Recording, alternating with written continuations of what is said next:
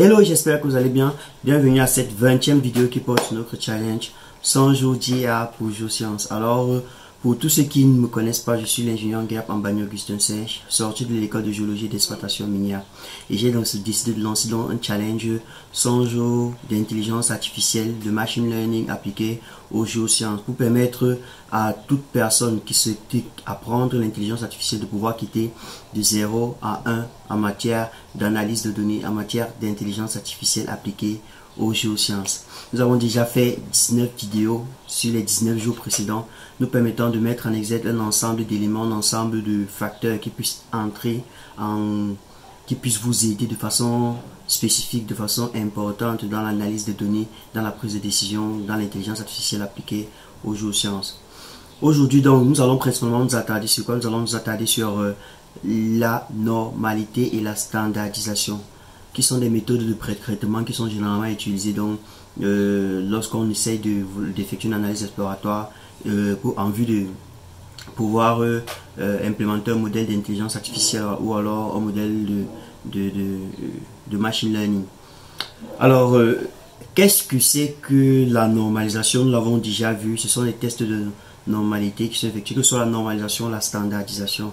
Maintenant, ce qu'on va essayer de voir aujourd'hui, c'est de revenir de façon sommaire sur la définition de la normalisation et de la standardisation, de voir quels sont les différents types de normalisation, quels sont les différents types de standardisation, et ainsi à la fin, dans le bonus que nous vous regardons, c'est de pouvoir vous dire quand est-ce qu'on est capable d'appliquer la normalisation et quand est-ce qu'on devrait appliquer la standardisation, parce que c'est généralement ça aussi qui cause souvent problème. Il faut savoir quand il faut appliquer telle ou telle méthode en fonction des données que vous avez et de la nature de votre jeu des données.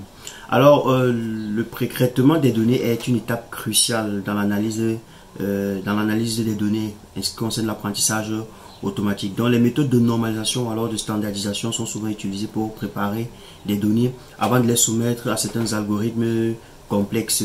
Et donc, chacune de ces méthodes-là, telles que la normalisation, la standardisation, sont régies par un ensemble de principes, un ensemble de principes, bien évidemment. Nous allons essayer donc de revenir sur ces définitions, sur les principes, sur les objectifs et sur quand est-ce qu'on peut appliquer une méthode ou une autre méthode en fonction des données que vous êtes en train de traiter. Donc nous allons débuter déjà par la normalisation. Alors c'est quoi la normalisation?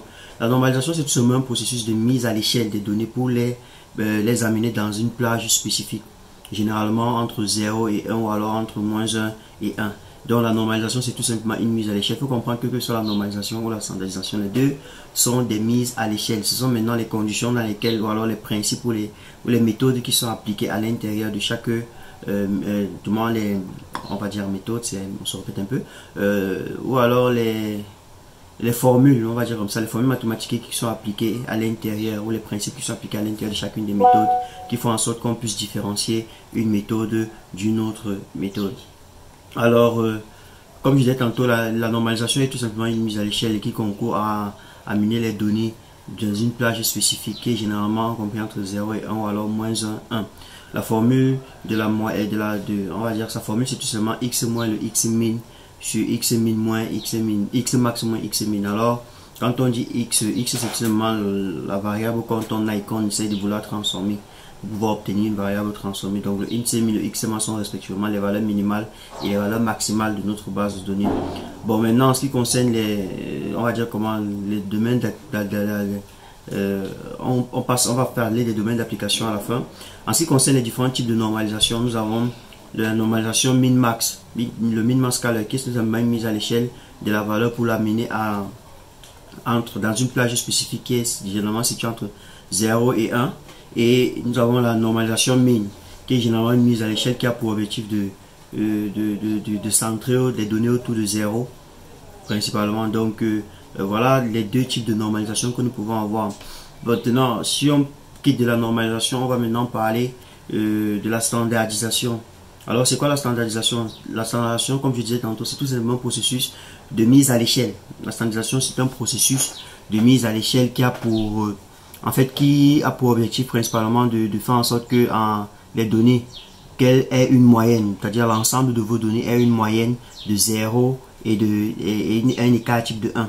Donc la standardisation a pour objectif en fait de faire en sorte que l'ensemble de vos données ait une moyenne de 0 et et un écart type de 1. Donc, d'où le principe, sa formule, c'est tout simplement x moins la moyenne sur la variance. Vous appliquez cette formule, la variance sur l'écart type, pardon. Quand vous appliquez cette formule-là, vous avez le résultat de la variable transformée. Donc, voilà un peu. Et ce qui concerne maintenant les types, si on parle des types de standardisation, nous avons la standardisation Z-score, où les données sont mises à l'échelle pour avoir une moyenne de 0 et un écart type de 1. Nous avons le robuste, la robuste standardisation, où les unités de la médiane et l'écart interquartile pour la mise à l'échelle utile. On utilise en fait la médiane et l'écart interquartile pour la mise à l'échelle. Et pour une donnée avec des outliers, elle est généralement utile pour les données avec des outliers. Parce que lorsqu'il y a des outliers, on préfère utiliser une standardisation robuste, une robuste standardisation, on va dire ça comme ça. Donc, quand on parle par exemple de l'application de ces différentes unités dans le domaine des géosciences, donc principalement en ce qui concerne le pré-traitement des données, c'est crucial, comme je disais tantôt, d'effectuer soit une normalisation, soit une standardisation en vue de pouvoir assurer une très bonne analyse des données que nous avons et de pouvoir générer un modèle précis et pertinent. Donc, les conseils, par exemple, que nous pouvons remettre pour ceux qui souhaitent définir s'ils vont appliquer une standardisation ou une normalisation. Par exemple, quand il s'agit, lorsque vous souhaitez appliquer, par exemple, de la normalisation, tenez compte du fait que les données, par exemple, doivent être... si par exemple vous êtes en train de vouloir implémenter un algorithme qui est basé sur la distance, quand on dit il faut utiliser maintenant la normalisation, maintenant quand on dit un algorithme basé sur la distance, en fait il s'agit de quoi? Je vais prendre un exemple d'un algorithme basé sur la distance. Nous avons le K-min, nous avons le KNN, qui sont des algorithmes basés sur la distance, ou alors les algorithmes de clustering. Donc utiliser la normalisation pour appliquer des algorithmes qui calculent des distances entre les points de données, tels que le K-min, le KNN ou le cluster. Donc par exemple, si vous êtes en train de traiter des données géochimiques pour mesurer, en concentration de divers éléments, ces concentrations peuvent avoir des échelles de différentes échelles, en fait, on va dire ça comme ça, les différentes échelles de vos données. On a vu par exemple la base de données avec laquelle on travaille, c'est la base de données Jura. Ça peut arriver que la base de données que vous avez, les échelles sont différentes. On a les parties par million, on a les pourcentages, on a les percentiles, on a. Il est donc important face à ce genre de données, par exemple, de normaliser ces données avant l'application de K-min, ou alors d'obtenir, avant de normaliser, avant de faire peut-être un cluster, pour que vous ayez des résultats un peu plus significatifs. Donc, lorsque vous utilisez aussi des algorithmes de comparaison ou des échelles différentes, si vous travaillez avec des caractéristiques qui sont des unités ou de plages de valeurs différentes, c'est important d'utiliser le K-min, comme j'étais en train de le dire là. Par exemple, si vous avez c'est important d'utiliser la normalisation. Si vous avez par exemple des altitudes qui sont en mètres, des températures qui sont en Celsius, des précipitations qui sont en millimètres. Donc là maintenant c'est important d'utiliser la normalisation pour que toutes ces caractéristiques soient sur une même échelle commune principalement. Donc le troisième point sur lequel vous pouvez utiliser la normalisation, c'est si les valeurs, on a peut-être des valeurs avec des limites spécifiques. Donc ça veut dire que lorsque les caractéristiques ont des limites connues, ou que vous souhaitez par exemple ramener toutes ces valeurs là sur une plage commune, c'est là dans cette valeur là, dans ce cas là par exemple, vous pouvez utiliser la normalisation. Donc si on prend par exemple le cadre des concentrations de certains éléments dans le sol, si on prend le cas des concentrations de ces éléments dans le sol qui sont connus pour des variétés, en fait, qui sont connus pour varier en fait entre différentes valeurs spécifiques. Avec cette donnée là par exemple, vous êtes à même de pouvoir utiliser une normalisation. Donc par la suite, nous avons les cas dans lesquels on peut appliquer de la standardisation. Donc, on va dire ça. Généralement, on applique la standardisation lorsque on est face à une hypothèse de normalité. C'est-à-dire que vous pouvez utiliser la standardisation lorsque vous devez suivre une distribution normale ou que vous utilisez des algorithmes qui supposent une distribution normale. Donc, par exemple, supposons que vous êtes en train d'effectuer une analyse de régression linéaire ou alors SVM. Si vous avez des données de densité des roches ou des teneurs de minéraux qui sont normalement distribués, la standardisation est appropriée en ce qui concerne votre cas. Par exemple, si vous êtes en train de vouloir implémenter un modèle qui est basé sur des modèles, des hypothèses de distribution. Donc, pour des modèles statistiques, par exemple, qui dépendent des propriétés des données, comme la moyenne, l'écart type, la variance et tout, vous pouvez utiliser la standardisation. On peut prendre, par exemple, prendre le cas lors de la modélisation des propriétés mécaniques de la communauté des propriétés mécaniques d'une roche, des fonctions, pardon, des fonctions différentes, des différentes fonctions peuvent intervenir ici. Et dans ce cas-là, la standardisation est vraiment la meilleure, du moins l'outil le plus approprié pour pouvoir effectuer la normalisation de vos données.